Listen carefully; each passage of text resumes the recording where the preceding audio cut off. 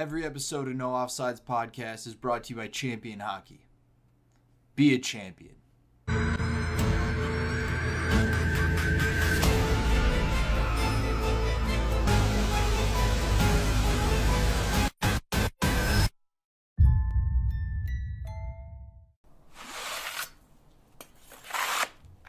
No offside.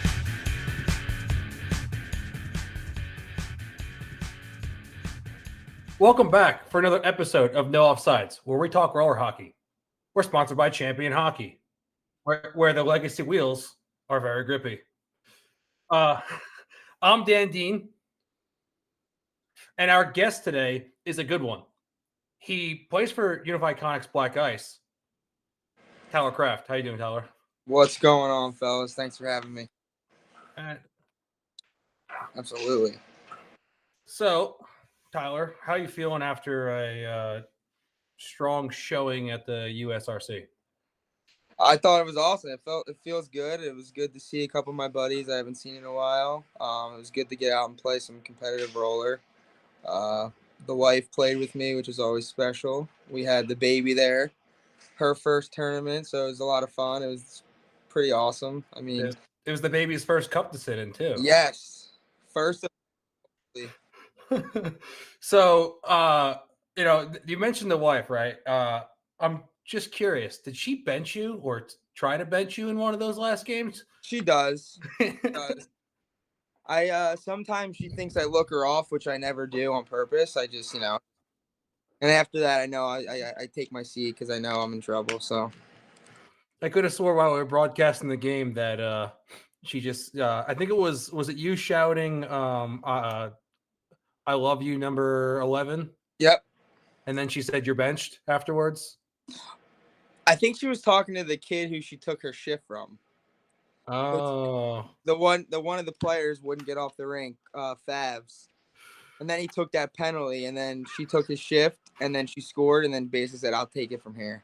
Ah, okay. But she might have been talking to me too. You never know. We're talking Favs, right? I mean, Favs decided one game he wasn't going to wear sleeves. Yeah. He's notorious for that. Him and Halverson, they do that in their adult leagues. They wear the basketball jerseys, so they had that custom ordered for Favs. Ah. Okay, all right. It's got some style to it, I gotta say. He's got the sleeve going for him, so he shows off the tats.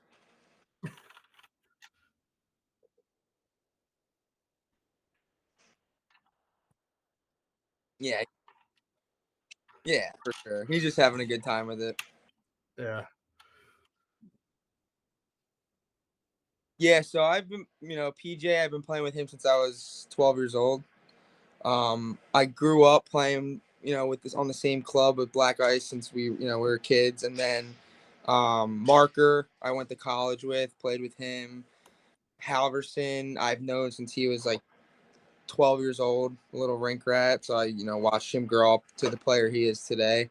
Played with him more in the recent years. I didn't really, as like kids, we didn't play we didn't play because we're a little bit different in age, but now he's arguably the best player. So whenever I get to play with him, it's awesome. And then Scooter Vaughn's like, he's grew up playing roller, but he played professional ice hockey. So he took a little bit of years off. He actually lives in Fort Lauderdale now. So we play Florida Cup together. Snagged him for Black Ice because he's a stud. So play with him now. And then the other guy, obviously I play with Kyla all the time. She's my wife.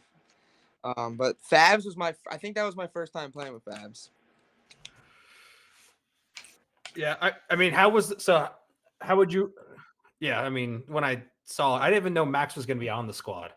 I don't think my original text with Chris was that Max was on there.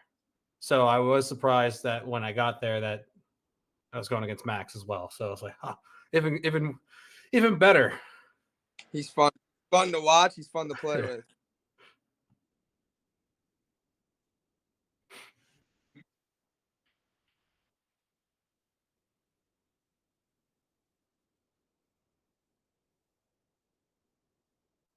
I didn't know much about him, to be honest. So I was like, okay. I called him. I said, "Who's Drew?" Who's that? I thought it was. I didn't put two and two together. Yeah. I thought it was Stavi, but then I realized it's not his name. But I was like, "Who's Drew?" And then he's like, "Oh, he plays men's league." I'm like, "All right, whatever." And then he was the nicest guy ever and played great. He did awesome. He made some really good saves, especially on Sunday. He made some big saves early on in the final. So he played awesome for us. Yeah, Chris told me that Chris found out that he plays goalie, and then he was like, "No, you're playing goalie." And then I'm not 100% sure if it was right before USRC that he went out and bought all new gear.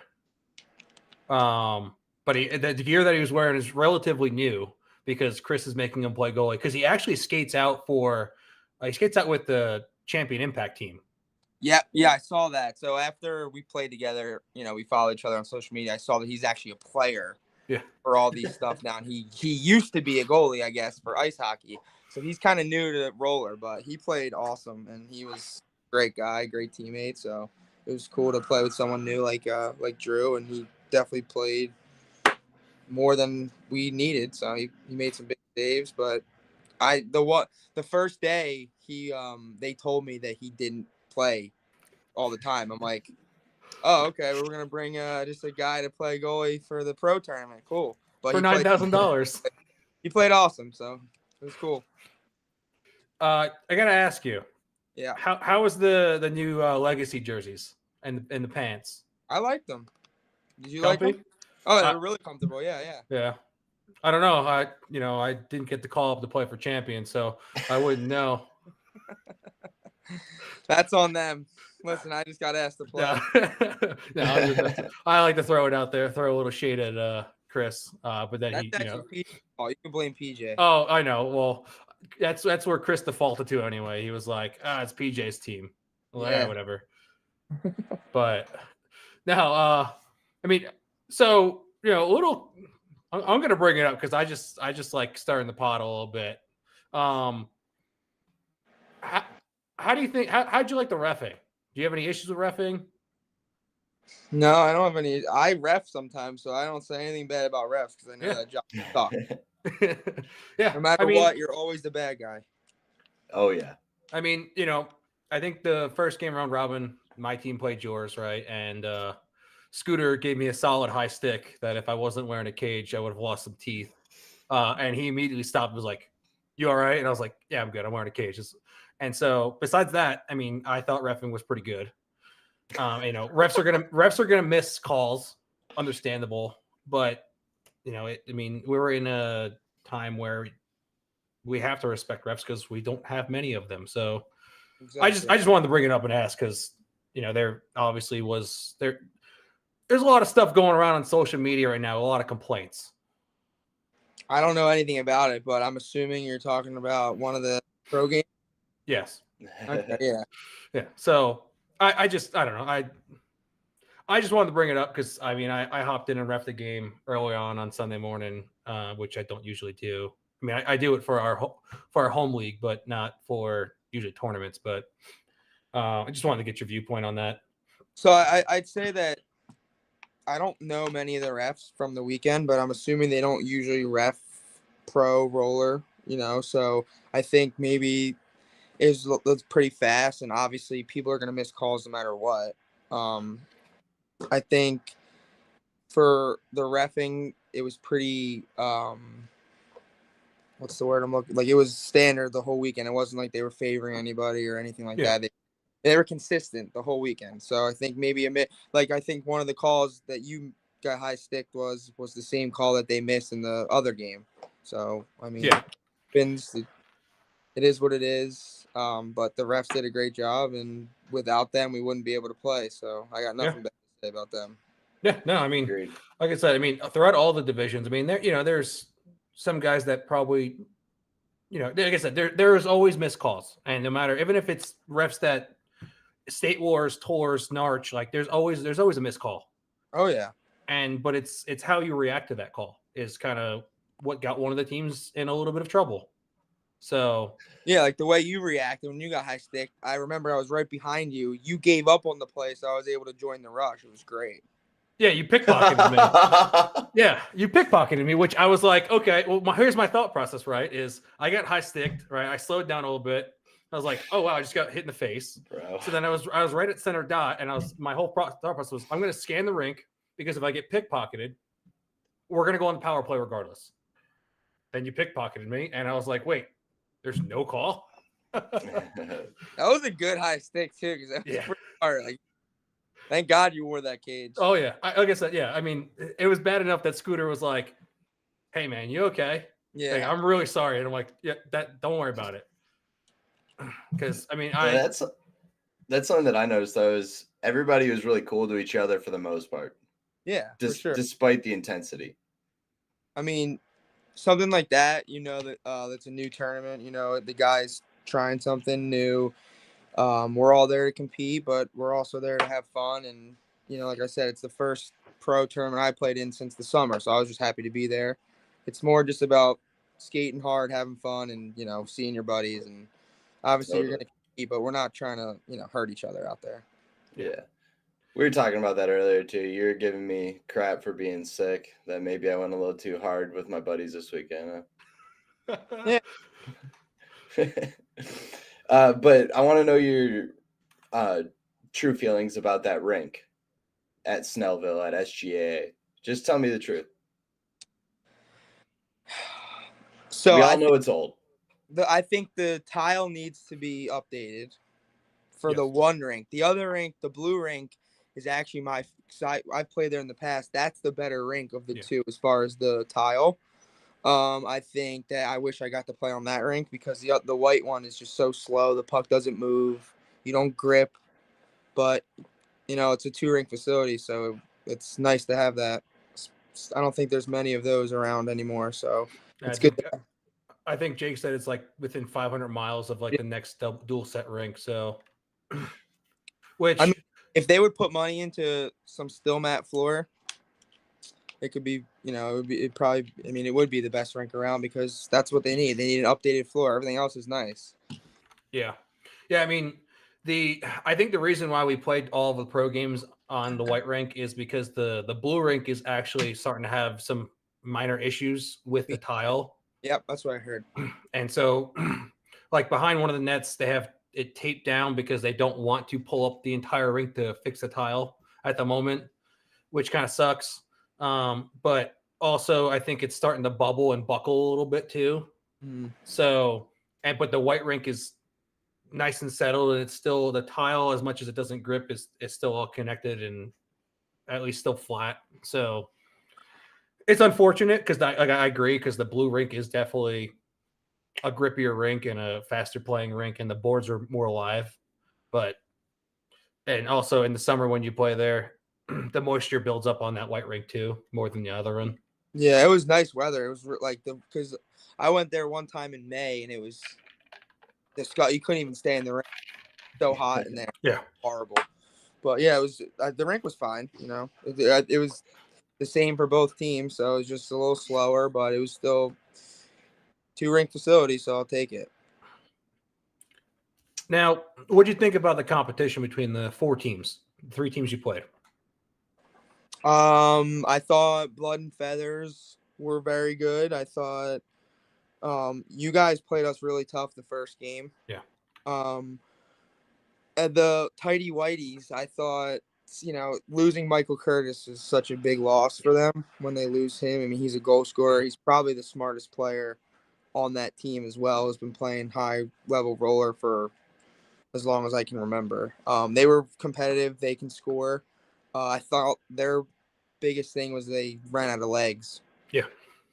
You play Blood and Feathers in an overtime game, and you only have 6, you're gonna get tired. So when they had to play us, we had 8, and we were kind of cruising. So we started picking it up as the tournament went on, but it was fun. It was good.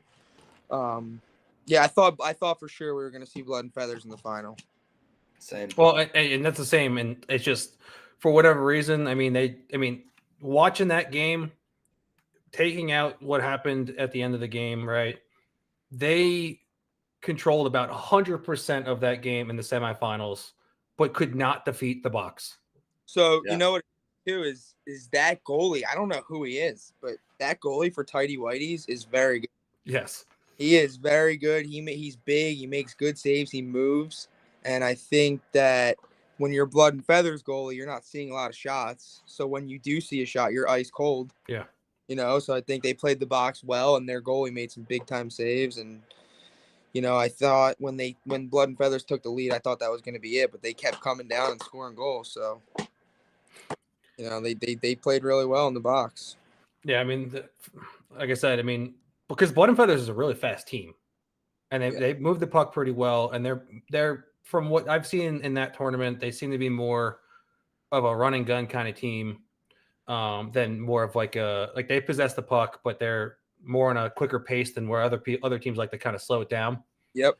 And so I just think playing the box and going 1,000 miles an hour, they seem to almost gas out towards the end of the second. And then going into overtime, they were even more gassed out. And then, what happened. And it was, unfortunate, but, you gotta keep your cool. And then they lost on the killing penalty. Yeah. I mean, yeah. I don't have much to say about that. So, you gotta keep it cool. Exactly. Now, it seems like, so you guys cruised to a win in the first game of the finals, right? Mm-hmm. I mean, you guys defeated the box. You guys were picking corners. But that second game seemed to be a much closer game. Yep. Any particular reason why, or? I think Whitey was playing head games. He was saying that this guy's leaving, the goalie's hurt. All and we're like, all right, we're gonna play against 4 people, and then we showed up, and they had their player that was not gonna leave, and then their goalie was back in. I'm like, okay. So I thought we went into the game probably thinking, all right, this game's over, and then they played hard and they were scoring, and I think we were trying to do, even when we're up 3 goals, we're trying to keep going when we could easily just played smart. But it is what it is. It's fun. It was good. It was good that they kept going and they didn't give up and they were trying to score the whole time. So I thought that was good. They had a kid on their team. I don't know his name, but he was scoring for them. He was just picking our goalie in that lap. Was it Sour? No, it wasn't Sour. He had a red helmet. I don't know who he was. That's Mog then. Oh yeah, Mog. He could shoot. Yeah, so we were our goalie was getting breakaways. Like, I felt bad for him. We would miss the puck, and then that kid was coming down, and it was unfortunate. But he was good. They played hard, and that goalie, like I said, hats off to him. He played awesome the whole weekend. Yeah. Oh yeah. And and that's why, I mean, it ultimately came down to, because Drew stood on his head in that second game as well. So, I mean, between all the breakaways that he had, diving saves and stuff like that. He was making crazy breakaways. So, yeah, I mean, it just became kind of a goalie duel, but also, if they had Michael Curtis, who knows what that game, I mean, you guys probably would have played more control, but it could have changed the outcome as well of that second game. It's unfortunate that Michael Curtis got hurt. Yes, for sure. That's one of my good buddies, so I never like to see him get hurt. I don't like to see anybody get hurt, but I felt bad because when we were watching the Blood and Feathers game earlier on, I was like, where's Michael? Like, where we need him, they need him out there. And I found out that he got hurt the night before. Yeah, he was in a collision with actually one of his buddies. Yep. So, which is unfortunate. It was a weird play where they both reached for the puck, and because the other guy was bigger, Michael just took the brunt of it. So, but yeah, I mean, now you did break your main stick, and you got your hands on a champion stick. I did. So, I mean, any thoughts on that? Yeah. I only played 5 minutes with it, and I didn't turn it over. Actually, I did turn it over once, but I'm not gonna blame the stick on that. I actually the Monday night I used it in ice hockey and I liked it. So okay. Yeah, it's funny to me that you chose that as the metric, being a turnover. Is that, like, when you're playing, is that the biggest thing going through your head? Like, that's don't the let only it... thing I care about is not turning the puck over. I like that. That's cool. So I'm, if you watch me play, I'm not really like the flashy, PJ or whatever. I'm more of just like try to make the right play and hopefully my team scores from that play or something. I hate turning the puck over, and I hate making dumb decisions. That's what I focus on the most. Very cool. I mean, I've seen though, and Dan definitely knows because he's definitely a stat guy. But there's been plenty of times you put up a lot of points. Yeah, I mean, I have my, you know, I mean, everybody wants to be on the stat sheet. People say, "Oh, I don't care about points," but if you have 0 points in round robin, you're like, "I suck," right? Yeah. So, like, I like to put up points sometimes, but I'd rather, for me, it's all about winning, and it's all about me making my team win the best I can. Nice. Well, very cool. And that was my mindset going in, knowing I was playing against, especially your team as top caliber, was like, all right, I just got to go out there and skate hard and do the right things, and let's see what happens. Because I didn't know what was going to happen, especially with technically like a semi throw together team for a pro division. So, and I told Justin too, I was like, I feel like I'm skating hard, I'm doing the right things, but the opportunities just aren't there. And I was like, there's nothing I can do. So yeah, our first 2 games we played, I was playing forward, and PJ was playing defense, and he was like, I just want to go up and play, I want to go up and score, or not even say that. He's like, I'm a forward now. I'm like, okay, I'll do what's best for the team. I'll play defense, and I'll just kind of, break up some plays, move the puck, and PJ scored like 38 goals after that, so it worked out. Whatever. Oh, go ahead, man. No, I was just saying, whatever we got to do to win. That's all I care about. That's huge. I can kind of go into something that I wanted to know about. We were talking about rinks, and then we were also talking about you playing for Team USA.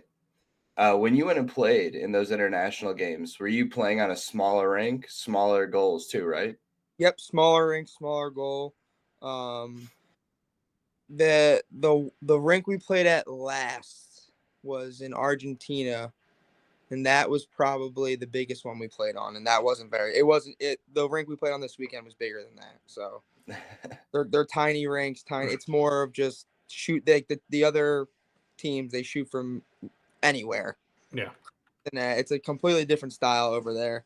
The Czech Republic are the ones that play the most American style. They move the puck. They're a very good team. All the other teams are more like run and gun and just shoot, crash the net. Yeah, and that's what Jimmy Teed said, is that he's just got to be ready from every angle in Europe play, because he's like, guys, just shoot. They shoot where. Yeah, and he's like, it's unfortunate though, because, and I think PJ said, you're going a million miles a minute, and guys are running into each other and they're calling penalties. Yep. So when we do that, so I played a year in France, and the refs were awful. Like, that's what it is, But like that's how they call it there. So if you get touched, your high stick this weekend might have been like a 2-game suspension over there. Oh gosh. They call everything. So it's insane. But it is. When we go away to Worlds and stuff, it's a little different because there's refs from all over, so they call different, But yeah, those international tournaments are so fun, but those rinks and nets are so tiny, so you got to get used to it. Everything that you would normally try and shoot top shelf, it's all like low blocker, low glove. It's different. It's a whole different game. And what did you do to get prepared for that? The rink I work at, they have smaller nets for like the mites and stuff. Sometimes I would shoot on that, but mainly it's just, if I do shoot on a big net, I'm shooting low the whole time. I'm not even shooting for the top corners or anything like that. I'm shooting like low, like I said, low blocker, low glove, and that's the way to prepare the best for those small nets. Interesting. Now, since the posts are bigger too, right? Yep. Is there like do you think there's a different recoil off the post when you hit the post? Yeah, I think. I mean, I don't really know. I don't know, because I feel like the posts are thick. If you've ever saw, like, they're almost double this of the regular net. I think everything always bounces like more to the center too. It's weird. Like the rebound off the post goes right to the slot. I feel like almost every time. It never hits the post and goes to the corner. It's always right in the play. Gotcha. I guess I Now- could see that because it's Yeah. just yeah. Yeah, just It's hits in. Yeah. You're talking, I don't know, I guess more post facing forward, I guess. I don't know what it is, but those posts are. I've hit the post way too many times on those. Now, playing for Black Ice, I mean, you have a solid core that's usually in the running every championship Sunday. And I know you play with your buddy Chavo when he's available. I mean, I think what did Chavo's wife say? I can't remember what she said. She said something at I think it was Wish Cup. It was something along the lines of, they've known each other for so long that they can play with their eyes closed and they know exactly where each other are at on the rink. She said that? Yeah. Oh, that was nice. Yeah, I mean, yeah. I've been playing with him since I was specifically with him since I was 14.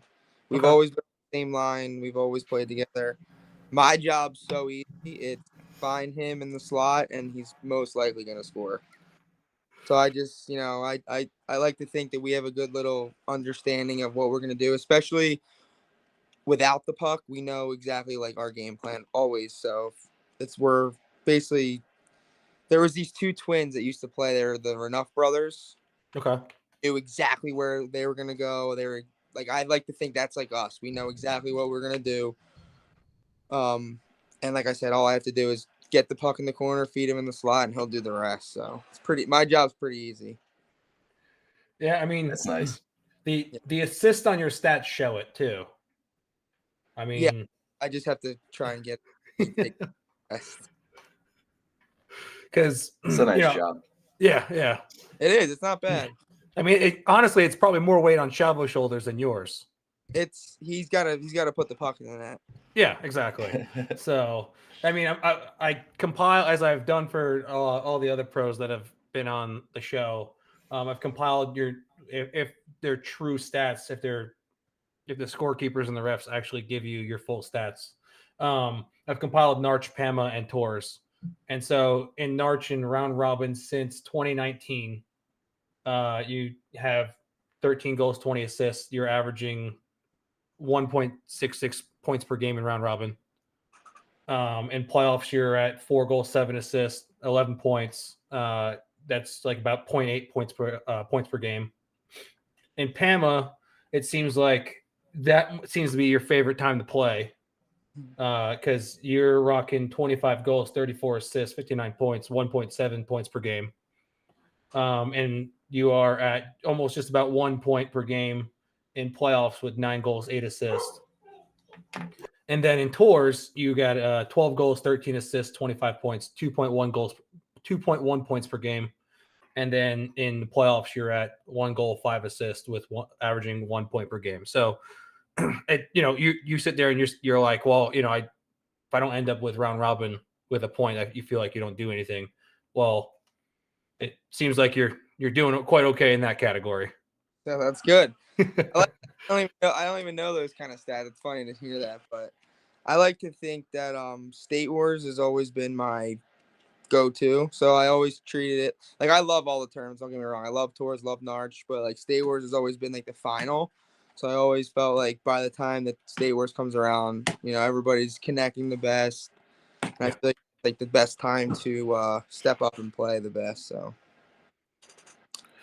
now I know you have a baby now, so your in between games are going to be a little different this year. And what you do with the team is going to be possibly a little different. But what do you do, whether it's with a team or by yourself, in between games at tournaments?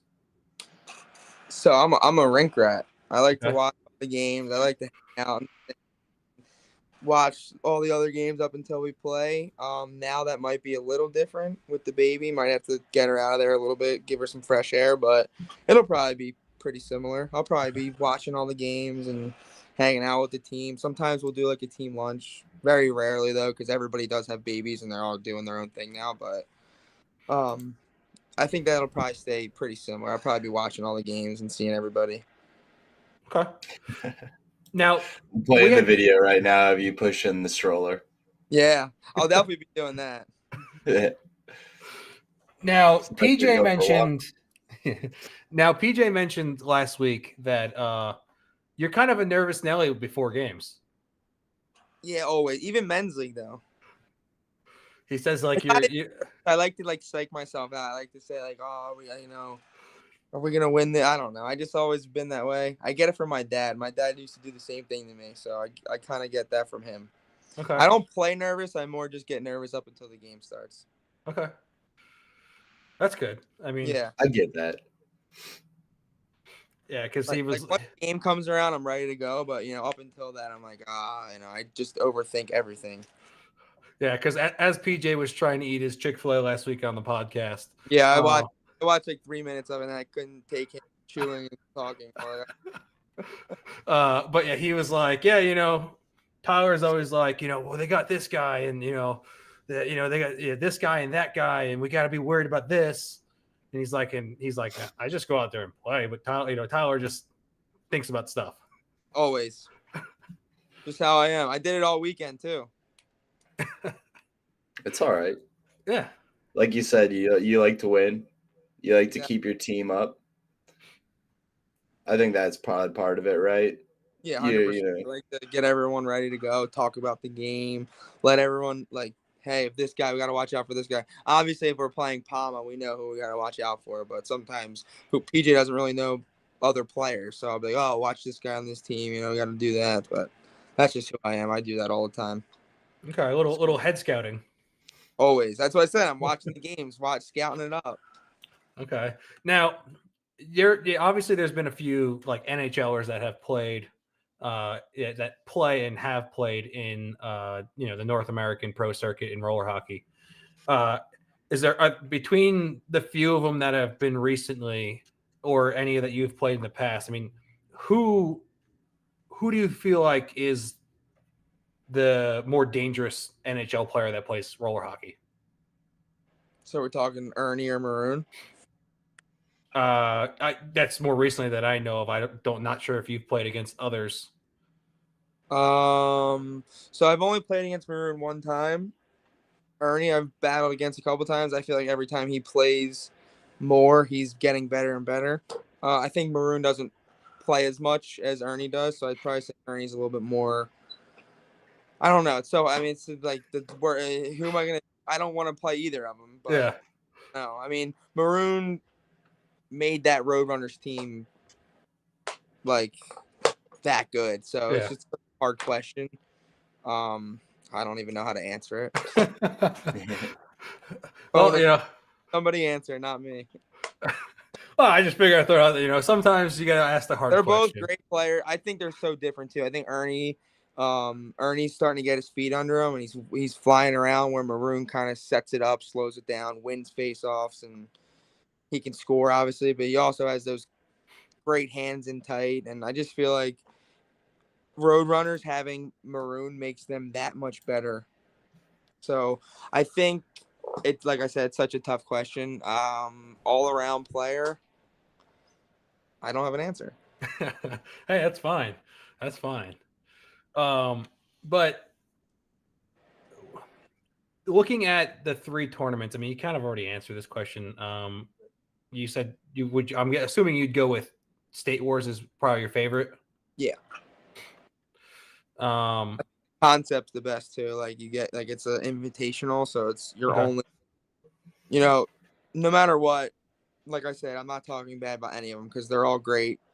Love all the tournaments, but you're always gonna have a little couple easier games than others. Where State Wars, you have to show up. The first game might be your hardest. You never know. Mm-hmm. So.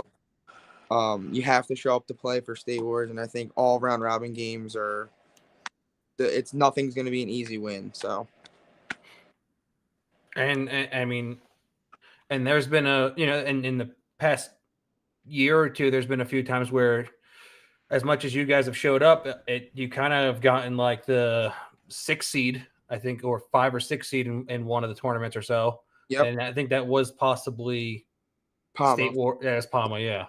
So I mean, because you also have like the snipers that don't play in all the tournaments, so they come together for state wars. And there's a couple other teams that necessarily don't come in together on all three, right? So you just have different competition. And I feel like State Wars, when it's where everyone has their full team. So Mhm. some people go to tours with a little bit of a different roster, but come State Wars, it's the best team that they put together. Okay, that makes sense. I've never even thought about it like that. Now, you mentioned playing college, and PJ kind of mentioned it too. And Yeah, I like tuned in a little bit for what he was saying, but yeah, let's hear it. so PJ said you were a little pissed at him for leaving. Yeah, I was pissed. So, I mean, how would you what would you say about your collegiate career?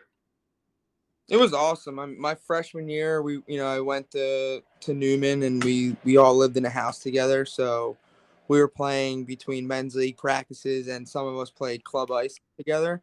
So we were all together all the time, playing all the time, and I felt our team was so good that it was the way we gelled off the rink really made us that much better on the rink. And like living with, I think it was 7 of us, hanging out all the time, doing everything together. It was just, those were like the best times with playing hockey, I'd say. Very Okay. cool. Every year, it was like a couple different faces in the house, but we were all like best friends, and it was just such a good time to do. Like I said, we played ice, roller, men's league, we played pi-ha. We were playing hockey every single day, so it was fun. And I think most of us were at the top of our game during those days. Okay. Now, What's the difference between your training that you were doing then and now? Now is so different. I mean, I'm living here in Fort Myers, and like we play roller. We play twice a week, which is good. But just I think the difference then was I was going against PJ, Shane Fox, Coslow, Matt O'Shawn, like a million. I can name everyone. I'm not gonna, but we were battling each other twice a week, plus Pi-Ha battling each other. We were just playing amazing competition all the time. And not that it's not good here, but it's just a little bit different as far as the competition and training and stuff like that. But once summer comes a little closer, I start skating a lot more and doing more stuff like independent on the rink and stuff. yeah, I mean, Nice. you look at it and you go, the Northeast and Southern Cali are your two monsters for the most part. So, yeah, I mean, and that's where most of those guys that you've played with are from, is the Northeast. And I mean, I'm from the Northeast, so I've played I've played against some of those guys before when I was younger.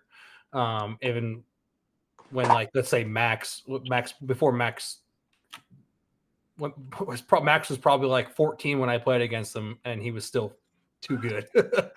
Where were you from? I'm from Jersey, Yeah, what part? so I lived in Middletown. So I played at a lot at it was Good Sports, now it's Highline, and so I mean I played Were you on the with. Sharks? Were you on Good Sports Sharks? Or no? See, when that was happening, that was when I was playing a lot more ice at the time. Okay. So yeah, I played a little bit of Piha when I was like 18. Played like a partial season with the Braves. Okay. But I was more of like a fill-in guy in a way, so I've only played a few games, but it was more ice hockey, and then I was still playing juniors at that time. So roller hockey. I started roller hockey when I was 5 until I was 9 in a full Czech roller hockey league. Okay. Yeah, outside on asphalt, wooden boards. It was insane. But then I played ice for a while, and then roller hockey didn't come back to me until I was almost 20. Oh, okay. Gotcha.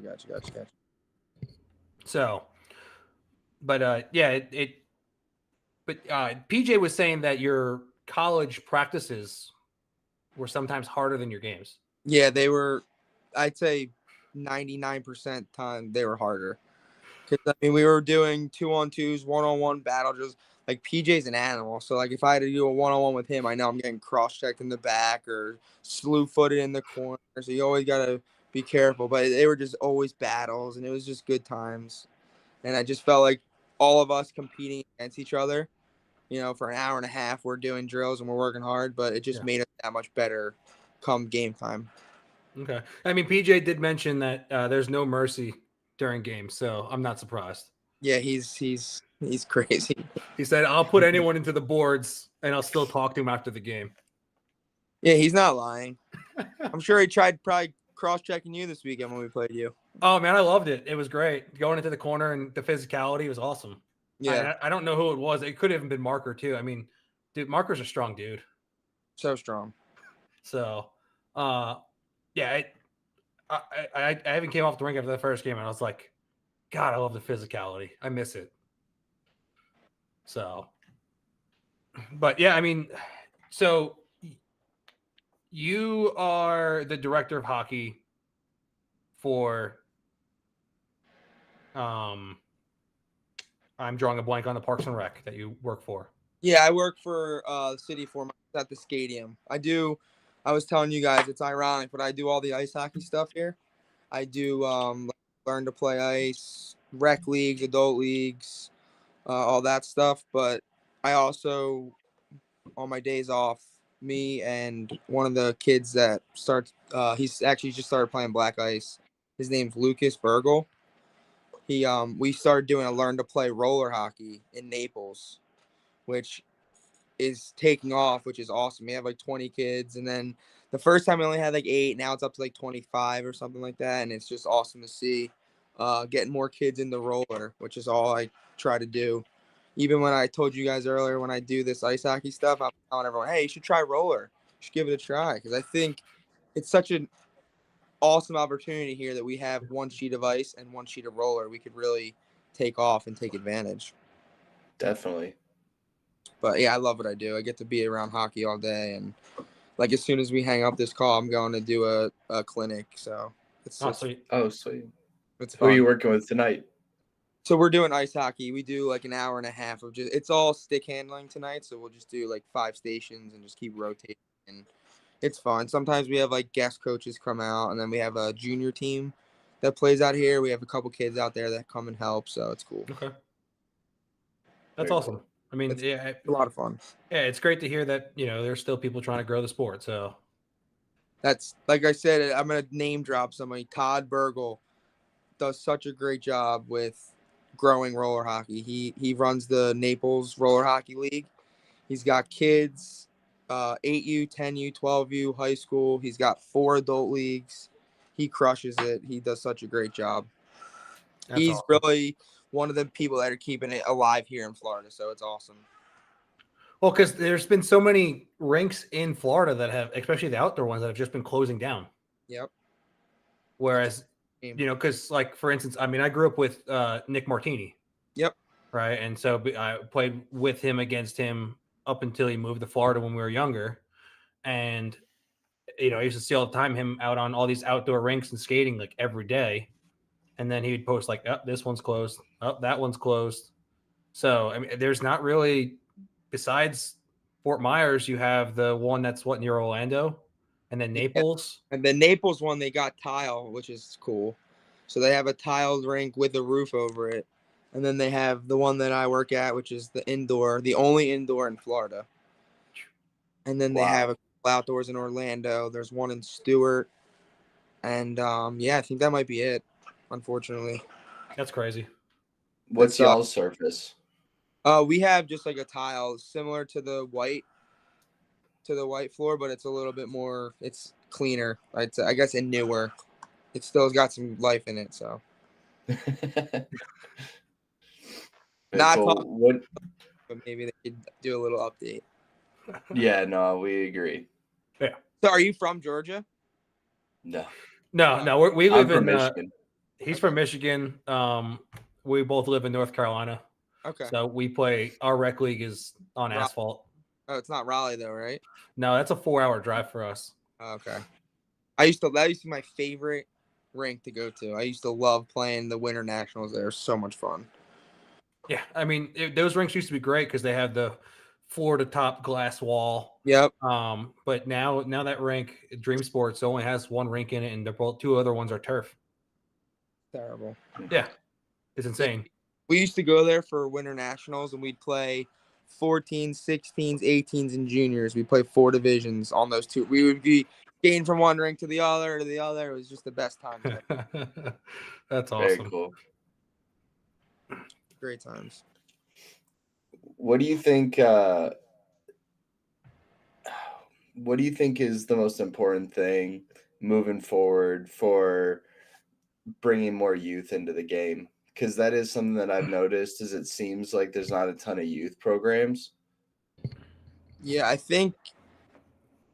I mean, like nowadays, all these kids are on like social media and stuff like that. I think you guys do a great job, Roller Dad, like getting more people aware of what's going on and that it actually it could be a legit sport more than it really is. I mean, at the end of the day, not a lot of people even know. Like I work at a rink and they don't know people play roller hockey, so it's like it's just not awareness.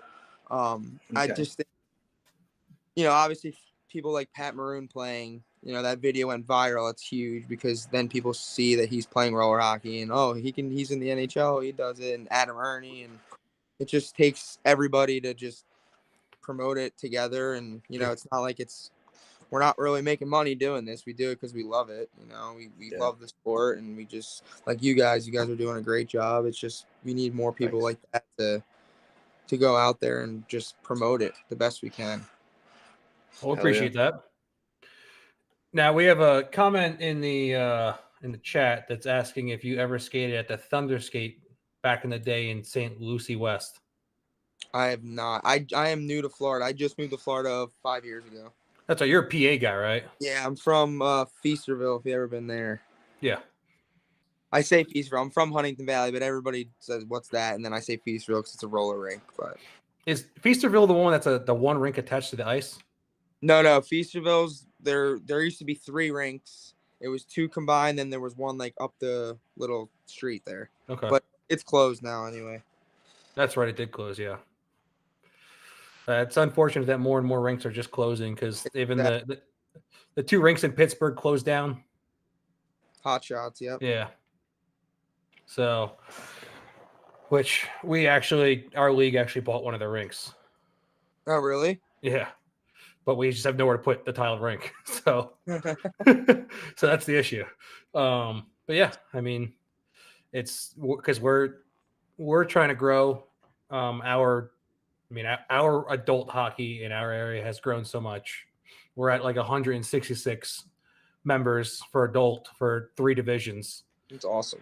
Yeah, and our youth fluctuates up and down between usually 80 to 130 kids.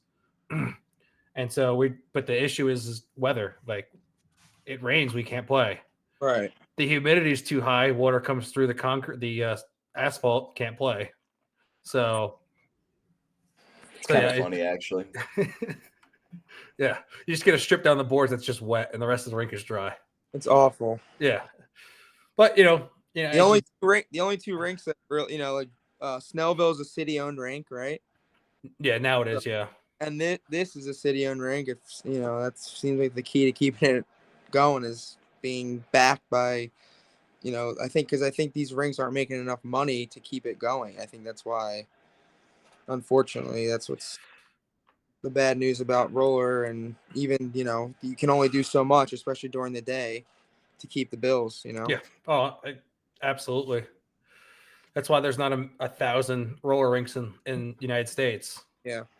So it's got to be a multi-sport complex. You have the California rinks are backed by the Anaheim Ducks, so that's good. They have that. That's a pretty sweet rink. I don't know if you've ever been there, Irvine. No, I haven't been on the Cali. Now, sorry, go ahead. Would you say it's one of your favorite rinks you've played at? I mean, I like new places and going somewhere different. I've been going to Cali so often. It's just like another Cali trip. It's expensive. It was cool the first couple times, but now it's just like when we go there, it's a far flight, so expensive, hotels, flights, all that. But the rink itself is awesome. Yeah. Cool little cool. floor, but it has the roof over. It's got the still mat. It's a cool scene. It's beautiful in California, but it'd be cool to see a little change. Yeah. Have you gone to like the beach in between games in Cali or?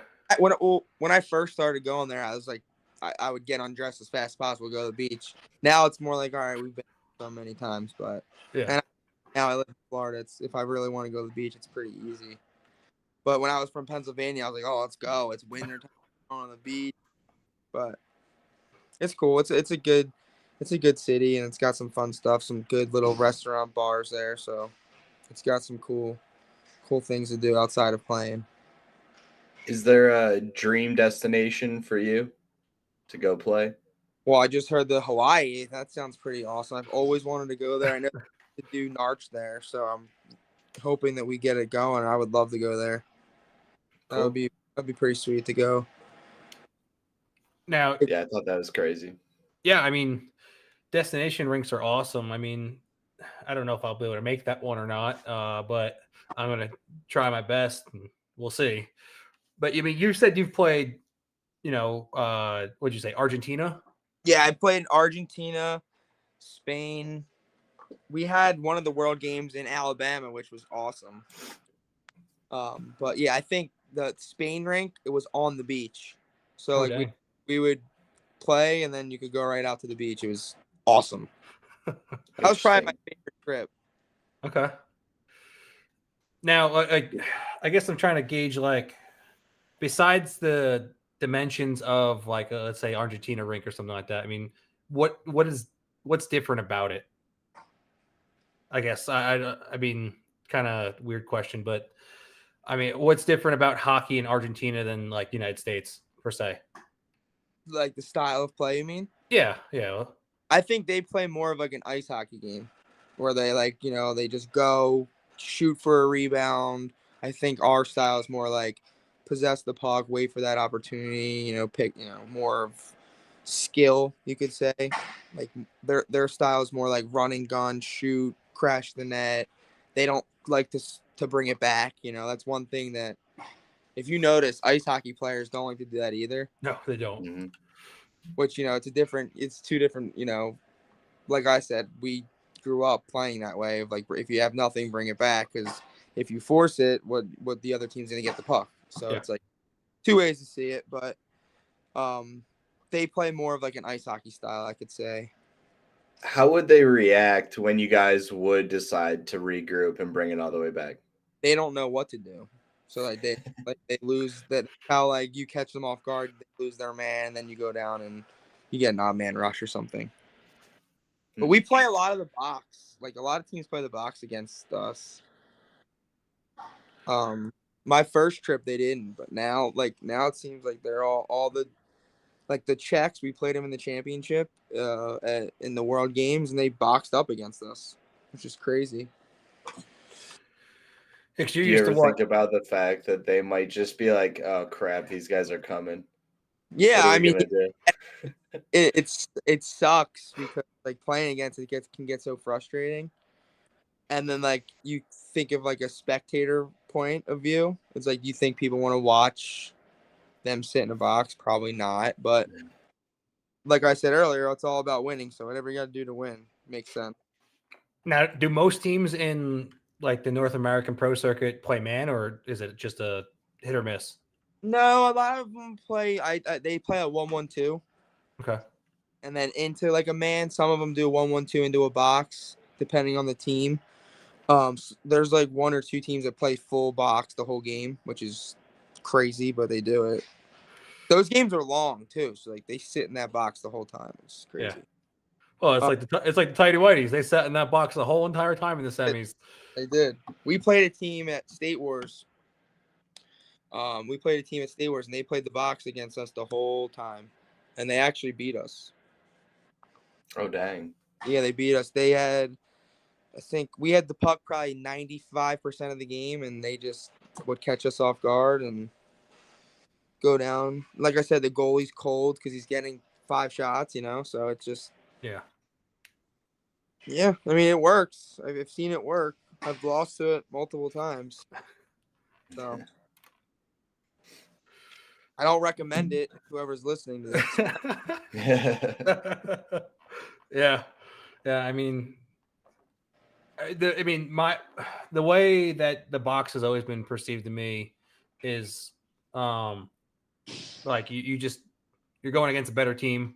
The team's faster than you. You don't want to man up, and especially like you look at the tighty whities, short bench, trying to conserve energy, looking for turnovers to go the other way, right? And that's kind of the ideal.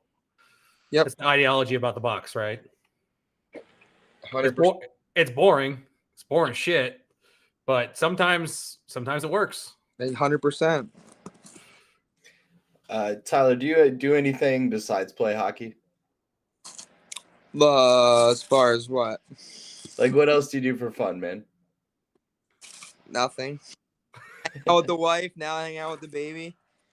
Play hockey and just work. I'm at the rink all day, every day. So I don't even actually play as much as I actually get sick of it now more than I did. But if I was 20 years old again and I worked here, I'd be like after work going out there stick handling. Now I'm like, get me home. Let me see the wife and baby. Let me hang out with the family a little bit. So That's awesome. How's it been becoming a dad? yeah, it's the best thing ever. I love it. Beautiful. Right at the moment, it was just incredible. The whole experience was great. It makes me want to go home. Like I hate working now. Before I liked working a little bit. Now I want to just go home and hang out. Very cool. My wife will tell me things that she does. I'm like, I want to watch her do that. Like she rolled over the other day. I'm like, I want to watch her roll over. It's not stupid, but it's like the coolest thing ever to see how she grows. It's awesome. Very cool. So you're raising a goalie, right? Absolutely not. Why not? No goalie. I mean, she's gonna choose, but she's not gonna be a goalie. Her mom won't let her anyway. She'll be on the ice probably when she's 2, though. She'll be playing roller and right off the bat. Yeah, I mean, 2 athletic parents. Yeah, and she'll get skating lessons not from her dad. She'll get it from her mom, for sure. Okay. You think Kyla's better than you? Oh, hell yeah. She's like the best skater I've ever seen. Like the way her stride is insane. If you ever watch her skate, it's like one of the best strides ever. It's crazy. I don't know how she's been skating. Obviously, she played high. You muted yourself. Sorry. No, yeah, she played high level, so she's been skating forever. So she's like, I don't know how she does it, but she just had a baby 3 months ago, and she's already faster than me. That's awesome. I mean, it's definitely very respectable that, having a baby 3 months ago and she was out there hustling around and, doing her thing and getting points. So, the minute that she could go out there, she did. She went out there. She's been skating. She went back to the gym. Like she couldn't wait to get back skating. That's awesome. So it's awesome to see her do that. And like, for me, I'm like, wow, that's incredible. Like she's out there skating. It was the pro division this weekend. She scored more goals than me. She was flying. She did great. So it was cool to see. I'm very glad I didn't kill her. So that's yeah, me too. Though that was my fault too. I kind of stepped up a bit there. Yeah, not killing her on that hit. So. Yeah, you threw that pass, and I was like, I gotta commit to the puck, but I gotta not kill her because this is a death pass 101. Yeah, that was bad. So I was like, I'm gonna make the worst non-possessional play here, so I don't kill Kyla. Yes, I appreciate that. Well, then we might not be here. You guys might have not been friends. We probably wouldn't be doing a podcast together. I appreciate you pulling up and not hitting because I was the pass after I gave it. I'm like, oh shit, here we go. Now, if it was PJ, I mean, Chris did put a bounty on his head. I didn't fulfill the bounty, but that would have been the perfect time to fulfill it. So, he would have been pissed. I'm sure I would have got. I'm sure if it was. I mean, I wouldn't have obviously gone in and cleaned anyone up, but if it was on the boards, it would have been probably a little different. But yeah, I mean, that would have been like open ice hit 101 ice hockey. Like that would have been bad. Yeah, it was bad. I set her up pretty bad. I'm surprised she didn't yell at you and bench you then. She probably wanted to. Too early. I think that was our first game. So Yeah. But yeah, I mean, it's unfortunate because we had this. Justin and I were trying to stream we did stream all the pro games as best as we can. It's unfortunate that that place is a black hole for internet. And because we had, I don't know, Justin, did the first game have the overlay on it, and did that game work? Yeah, it just cut out in the middle of it. Yeah. That was the funniest experience though, trying to record and do like play-by-play at the same time, and not really knowing everybody. I would find myself like either not pointing the direction or just stopping talking mid call. I didn't know. I'm not made for it. I'll get better. Yeah, like the champion team, I knew pretty much most of the names. Marker was kind of a new one for me. I've never met him before. But not having rosters until, was it game 3, Justin? So that was a little different too. It was cool though. Yeah, I mean, it was definitely cool to do play-by-play. It was a little tricky to do play-by-play and the camera, but it's nice to call some games and get some of the content out there the best we could. It's unfortunate we had to revert back to the phone. I know all the families that were watching appreciate that because, little things like that, not all the parents get to go to the games anymore. So it's huge. And even the people that want to watch, it's cool to see you guys try and stuff like that. That's awesome. Thanks, man. Yeah, appreciate it. Absolutely. We've been talking a lot about Kyla. Are you going to help us get her on here? Yeah, I told her she got to check because she doesn't see the request. She just sees, you know what I mean? So yeah, we got to get her on here. She'll love it. And we can get her on during the summer months too when she's off. Yeah, we'll get it going. I'll talk her into it. I just guilted Scooter for getting on in June because I guilted him. I was like, dude, you high stick me, so now you got to get on the podcast. There you go.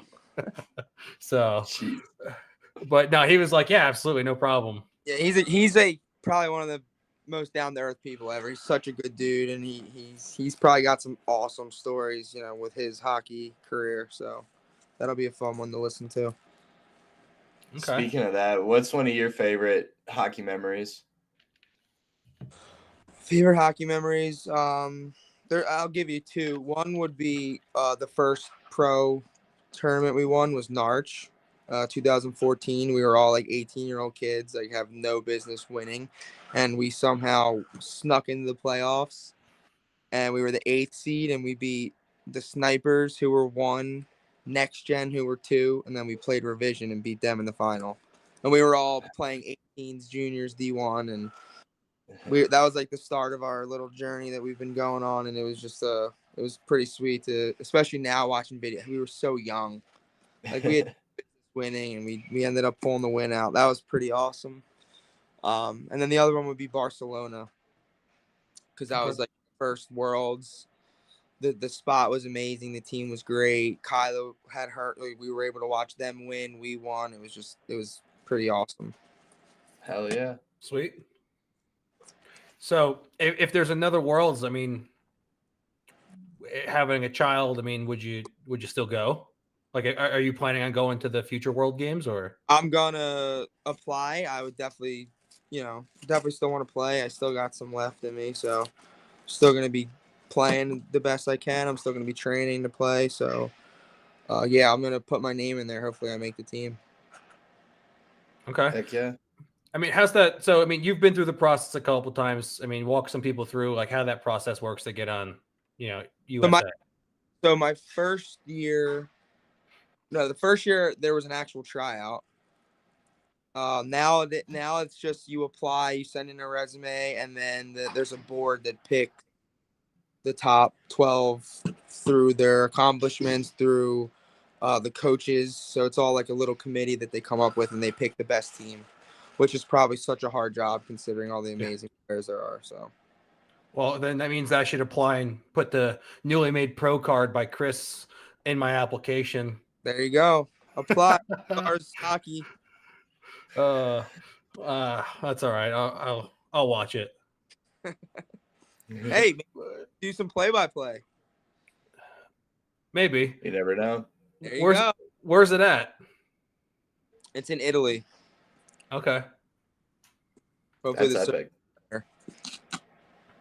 So, wasn't there just one in Italy, or was that a different tournament? So no, the last one was in Argentina. We went in last November. What did the 45 and 55 overs play in? So they have a different format. They don't do. It's different than ours. Ours is senior, which is like us. There's a junior, Mhm. then a senior women's, and then junior women's. There's only 4 for our one, which is Okay. different. They always go to Italy. The 45s and 55s. Okay. I think theirs is always in Italy. That's the one that Rock played with. Yeah. And all that. So.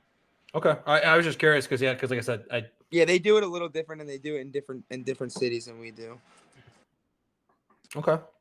So this next one's in Roccoroso, Italy. So. Oh, fuck. Yeah. I muted myself a second too early. So, I mean, I guess now it's going to be a little different, but I mean, how do you see yourself besides your job being a part of hockey? How do you see yourself continuing to try and grow the sport of roller hockey going in the future?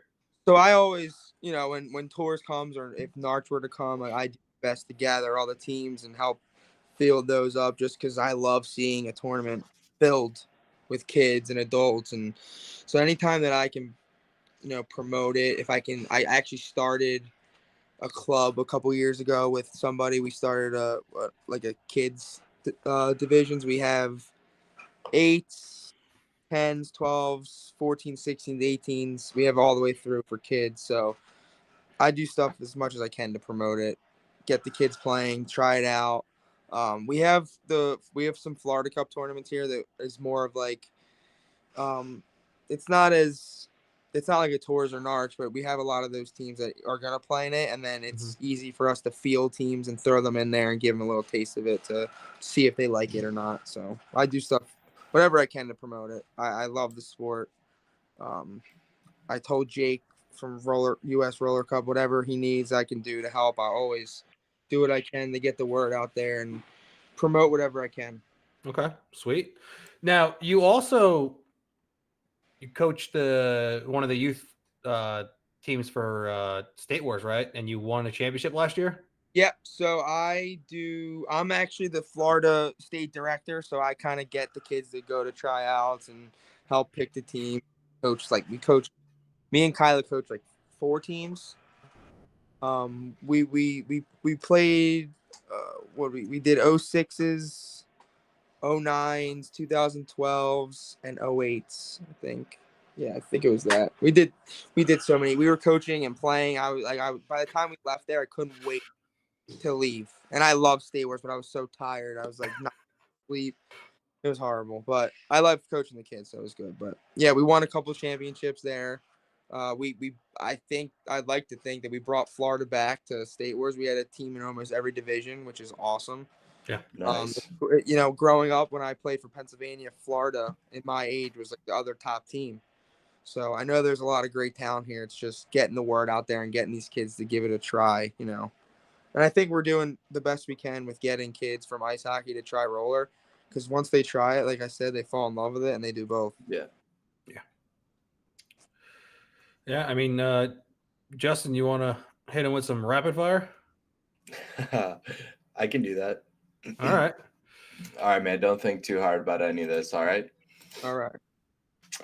Favorite pregame meal? Chipotle, 100%. Chicken and rice.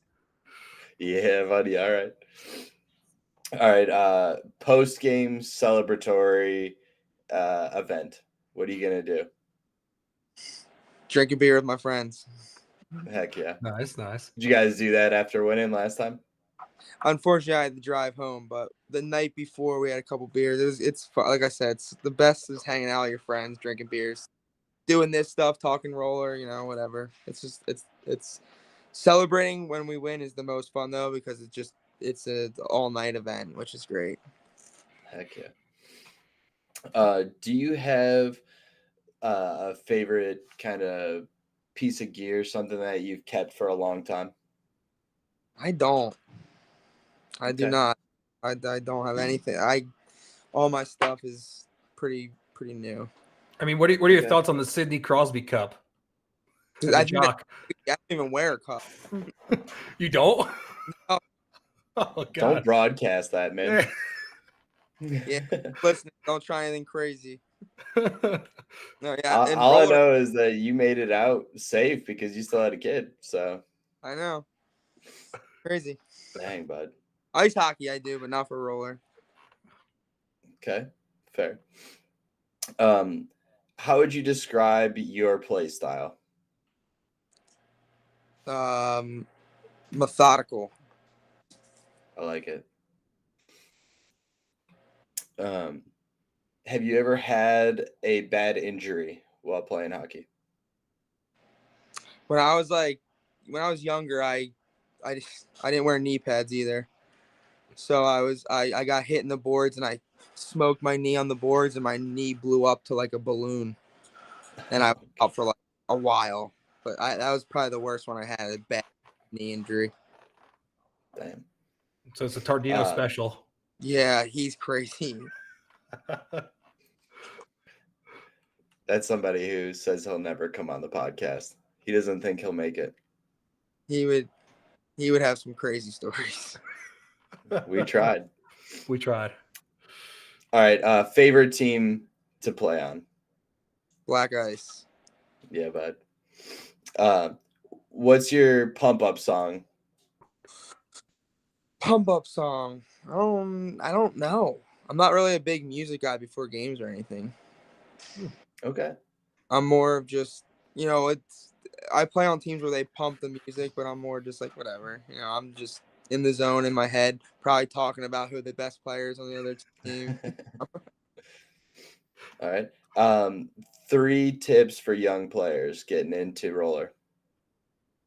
I'd say watch how the game is played to learn. Like I said, like I'm more of like a setup, methodical player. I think people think it's all about skills, but I think more of it is more like learning how to play the game correct way. I'd say enjoy it because it's the most fun I've had was playing as a kid, and I think it flies by. Like people always say, "Oh, it flies by." It can't be more true. Growing up playing, I miss those days so much. So I enjoy every second of it. And the last one would be help us promote it. Get your friends, get everybody into it, because I think there's nothing better than playing roller hockey on a weekend and just being at the rink all weekend, skating around till you play again, and just being a little rink rat. Okay. Very cool. Well, last question is, did you have fun? I had a great time. I appreciate you guys having me on here. Yeah. We appreciate man. you. We appreciate you joining us and getting on early. And, I feel bad for the guys that have got on the list and have to wait, a couple months, but, it's good. I appreciate you guys having me. I was looking forward to it. I'm glad we got to talk some roller, and we'll get this out there. Kids listen to it. Yeah. Heck yeah. So for everyone watching, make sure you like and subscribe to the channel. If you're playing roller hockey and you're forechecking, make sure you skate hard because there's no offsides in roller. I'm Dan Dean. I'm Justin Wood. Tyler, thanks for joining us, man. Appreciate it. Thanks for having me. Talk to you guys soon. Appreciate it. Yep. Later. See ya. No offside.